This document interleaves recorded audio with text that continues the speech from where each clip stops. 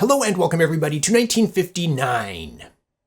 In 1959, President John F. Kennedy didn't play these irons because he wasn't elected yet. It was 1960 when he was elected. That was the election year, 1960. Sputnik was launched in 1957, which was the seed that started the whole space race thing. In 1959, it's still just beginning. We hadn't been to the moon. So think about this. How much have golf irons changed since 1959? And how much has the rest of the world changed? We're talking about space flight. We're talking about space shuttles. We're talking about going to the moon. We're talking about landing rovers on Mars. We're talking about Voyager. Think about how many things. Talk about, how things have changed since 1959.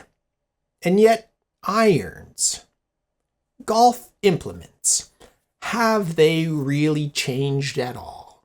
Let's get this on the review table and have a closer look. So for starters, the branding is just in your face. And to me, the shape is kind of similar to the HB Power Built series of irons, also in the 50s. So we have this bar across here, and by the sole on the back, it says Synchro-Dined. And then on this kind of like muscle, it says Pro Model. And then top line by the toe, starting from the toe, we get this Spalding S crest, gold on the sides here. Top Flite, which is their Pro line model. Okay, moving to the sole, it does say Spalding registered on the sole. Not sure how well that's going to show up with the iron number. In this case, a 6 iron. Grooves, kind of worn. Kind of pointy toe here. We have, here, let me show you the toe profile so you can kind of see that muscle a little bit better. Heel profile. So as we move up the hosel here, you can see the 3 little rings, very similar to McGregor. We have this ferrule right here. It might be missing the top part of it, but it's yellow and red. Not sure if there's any part of this ferrule missing. We move up the steel stepped shaft. Pro only, it says right here, Spalding. It looks like this says Pro Flite or something. Anyway, I put this sticker on to remind me of the year. These were first available in 1959. This has an old Victory grip on it. Golf Pride Victory grip. So it looks like an iron from the 50s. Let's get this out on the range and see if it feels like an iron from the 50s. Spalding Top Flight. In the 50s. It's a interesting time in golf. Reading comments, people have different opinions about Spalding. All I know is that in modern times, looking back, Spalding irons in particular seem not the best made. The chrome is flaking, rust, as this one has. They don't seem to accept the use or wear and tear as much as, some other brands. Obviously, Hogan, McGregor. I don't know if I'd consider Wilson as having survived the test of time very well either. So I don't know. Let me know your thoughts in the comments below. Spalding Top Flight, their Pro line brand. Usual dry pattern right there. So yeah, don't know how I feel about it. I mean, Spalding, I think, brought golf to so many people. Bobby Jones, obviously. They used Bobby Jones' names a lot on a lot of their clubs. So, I mean,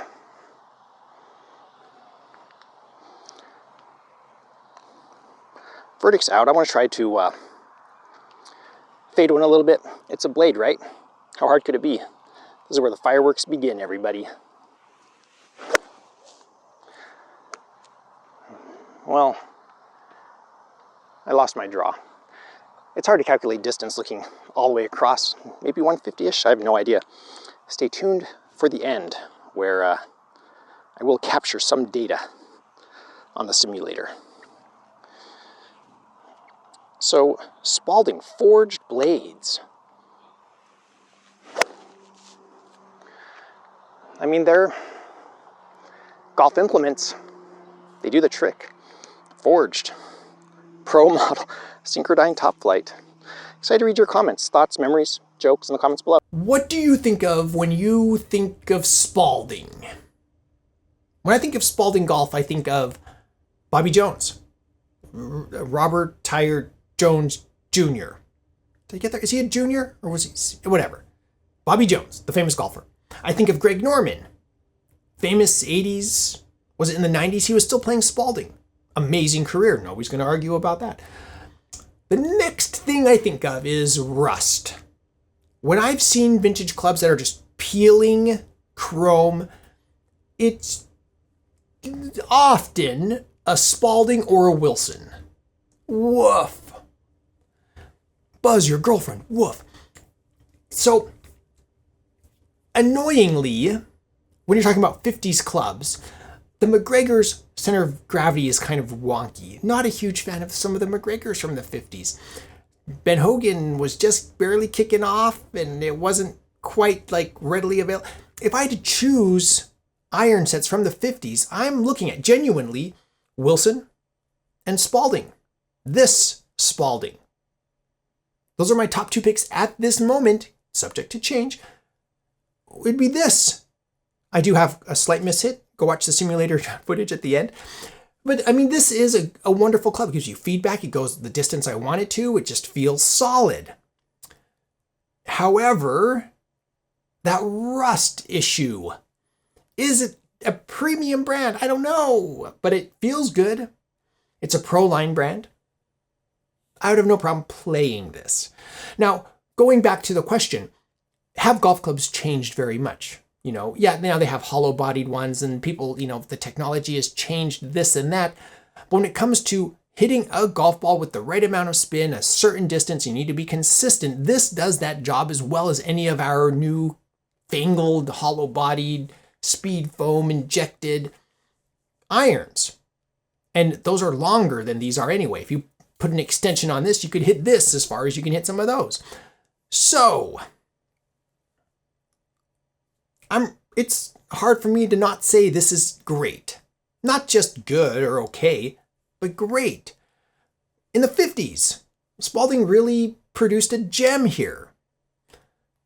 But that's just my opinion. And what's more important than my opinion is your opinion. So let us know what you think of Spalding and this iron in the comments below.